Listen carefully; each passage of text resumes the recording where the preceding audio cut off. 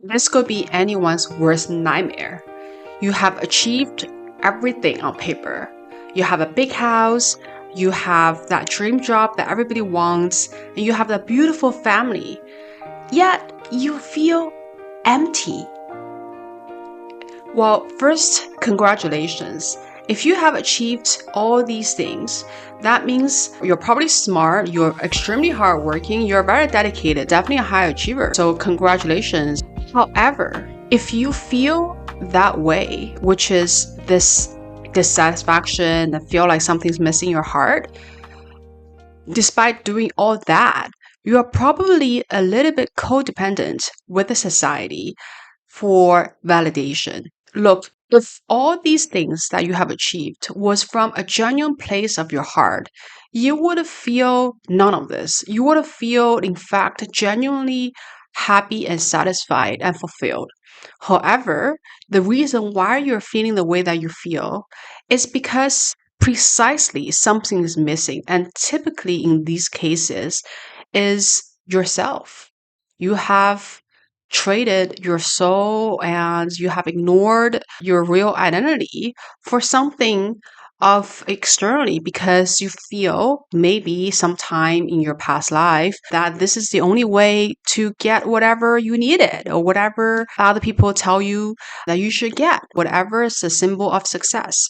You have traded yourself for that. In this video, we wanted to explore the path after you have achieved everything externally, yet yearning for a more fulfilling inner life.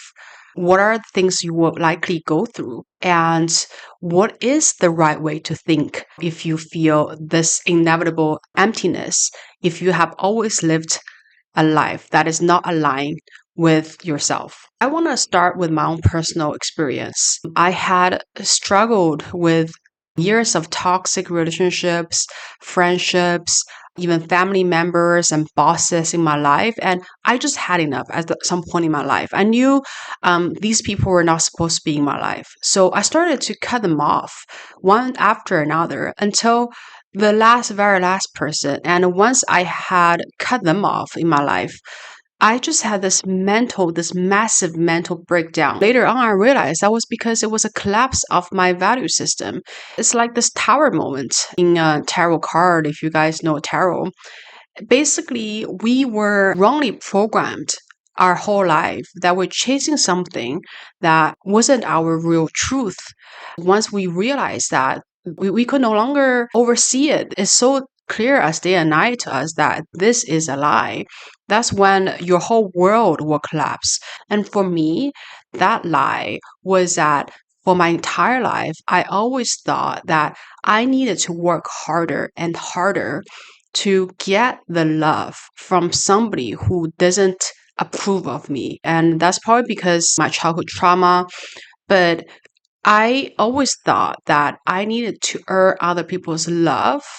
And once I get that love, I can then prove to myself that I was worth something. I wasn't then a piece of shit.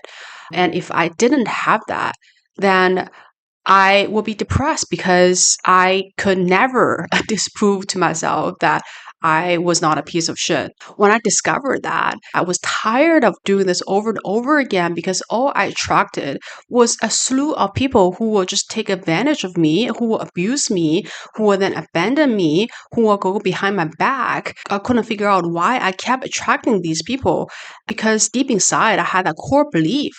I need these toxic people to be in my life so I can prove to them, I can get their love, and then I can prove to myself I'm good.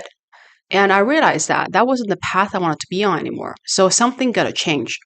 It doesn't matter how you're doing externally. You can have all the things, material things that conventional success looks like. But if you still live in the lie, if you're still not deeply aligned with yourself, you're never going to feel genuinely happy. I promise you that. It's really not about what you're doing externally. It's about whether whatever you're doing coming from a genuine place that, rooted inside of you. And that is the number one criteria. So sometimes when you feel like your world is collapsing, like what I was feeling before, it's actually a good thing because if you keep living a spiritual life, you will inevitably always wanted to go closer to what you genuinely wanted to do and the life that is genuinely designed for you, you will run away from things that is not the truth. And in this case, what happened to me was good. I just didn't know this. This is essentially where the phase breakdown to breakthrough comes from.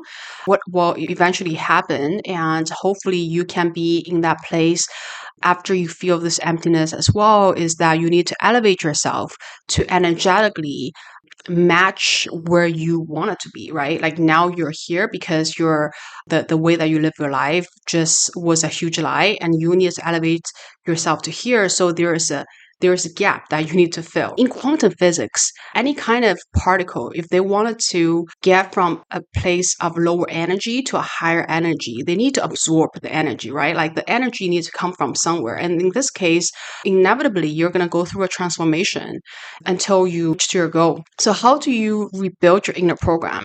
Subconsciously, you might go through these steps. Some people call it spiritual awakening. Spiritual awakening manifests itself in different people differently. But here are something that you wanted to keep in mind when you are transforming, because these are almost like guidelines. You wanted to align yourself with the right guidelines so you're reaching the right destination. The first thing is that you need to take radical responsibility for everything that happened in your life. It's hard because when we are at the place of emptiness, we are usually quite resentful. We kind of hated this world and other people of things that happened in our life that we perceive that we had no control of. Over the years, all these resentment becomes like this huge negativity in you, and that can really break you. And the first step, that's the most important step, is to take radical responsibility for whatever that happened to you. It doesn't matter whether you perceive it as injustice, like you just needed to be thinking hard and long, what were the things I could do and I didn't do? What were the things that I can do going forward to make my life better despite this happening? That was one thing I needed to learn in a hard way too, because the moment you stuck in victimhood, even though those people, yeah, indeed they victimize you, right? And then that's why you go through all the shit. There's bad people in this world, and we all needed to encounter them at some point in our lives. Even if in situations where we're indeed victims, for example, people abandoned you, betrayed you, cheated on you, they hurt you. Yeah, we were victims in these situations, but we should never think about us as victims, because the moment you think about yourself as victims is the moment you give your power away to somebody who does not deserve that power. You should instead think, what were the things that I did to put myself in that position? What were the things I did for them to victimize myself? That's a little bit harsh, because some of you might think, you mean that even if somebody raped me, I would still want to think, what were my responsibility in this thing? Well, not necessarily, because you don't need to fixate on one thing, right? In the case of raping, yeah, sure, it's really not your fault to be raped, but what were the things you kept telling yourself after the incident happened to keep yourself down? If you keep thinking, oh, this thing happened to me, poor me, I'm never going to get up again, I mean, that thought is not productive. You can think instead, okay, yeah, that sucks, but this could happen to anyone. It was a bad luck. In the future, can I go protect myself? Can I go learn martial arts? There's going to be something I can do, and there's going to be some lesson I can learn from this experience to make myself a better person, or make myself a person who can protect myself better. So seeking the radical responsibility is so important, because it essentially just gives ourselves the power back. We elevate ourselves from a place of victimhood to a place of owner of our own life. And that is always true. You're always the owner of your own life. There's never anybody else but you who writes the story of your own life. So if you don't elevate yourself to that position, somebody else is going to write the story for you. And the history is going to repeat itself again, and you're going to find yourself again as a victim. If you just do that for a month or two, I promise you, your entire life will change. You will no longer be depressed. You will actually feel very empowered. And you will also think about everything differently. Just take responsibility for anything.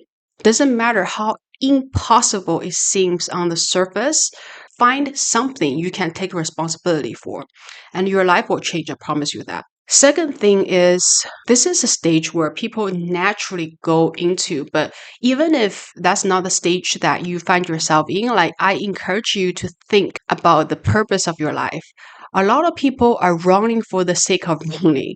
I have talked to many successful people who are multimillionaires, some of them are billionaires, but it's kind of funny how you can always tell unhappy successful person from a happy successful person, because the fundamental difference is that a unhappy successful person usually lives their life for other people subconsciously. That could mean that they live their life to prove to other people that they are something. They have chips on their shoulder. They wanted to prove to other people that they're successful.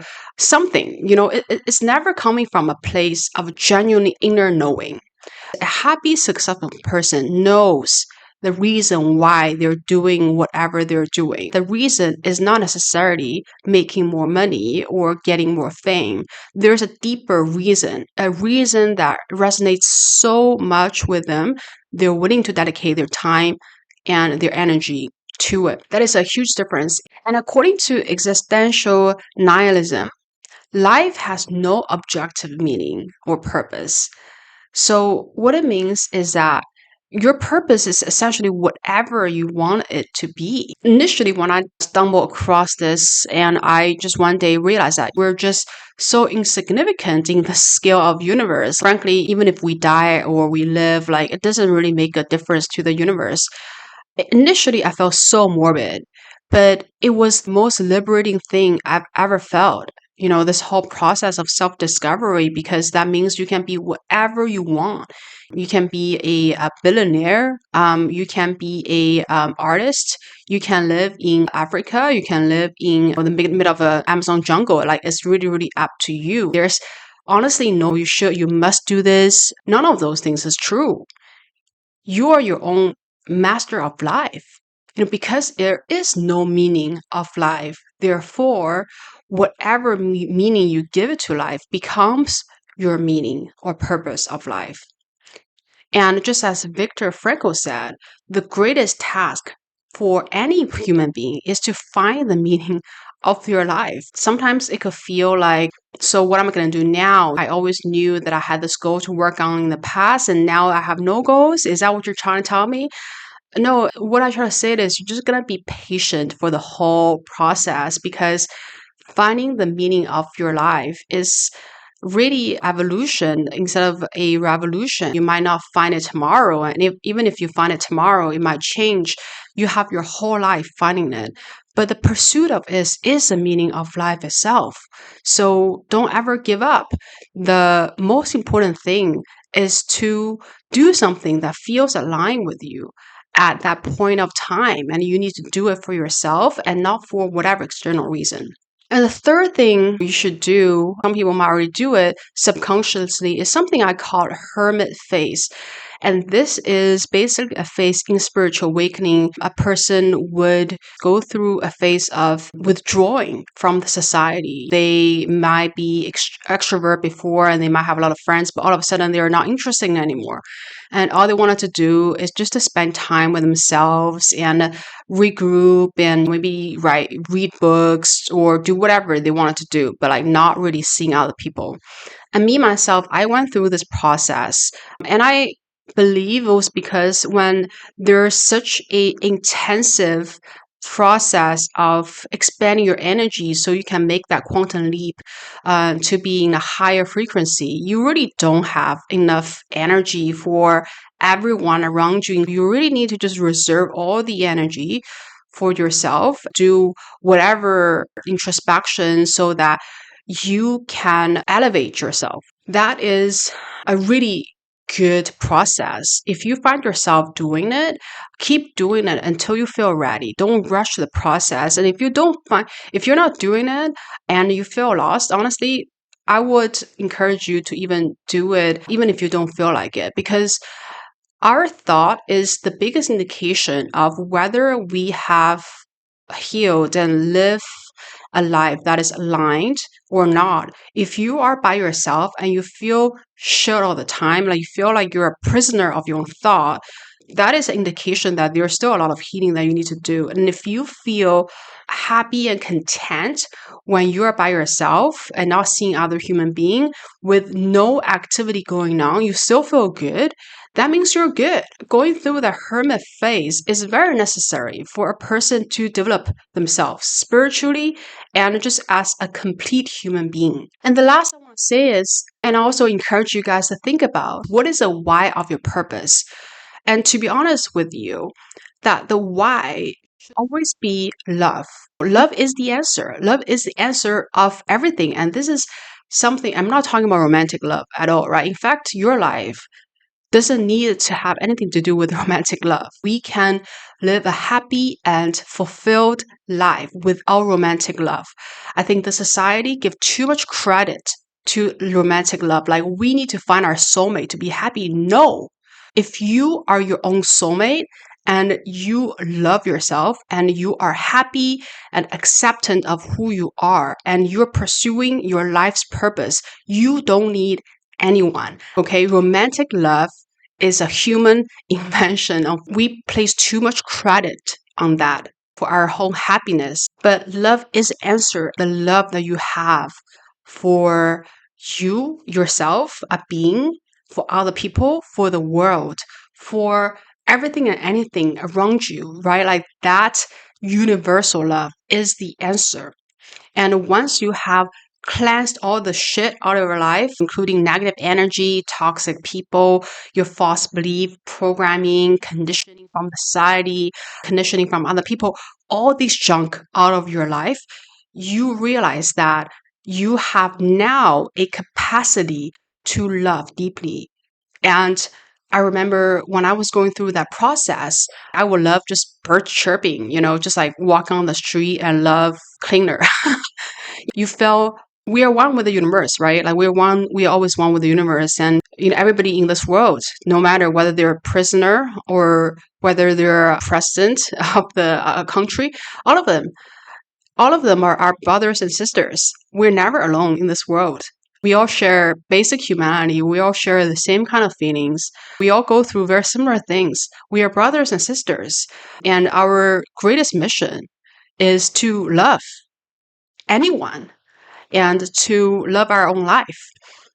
However, it pans out, whatever the result is. And once you have enough love in your heart, you want it to give out. And love in action is service.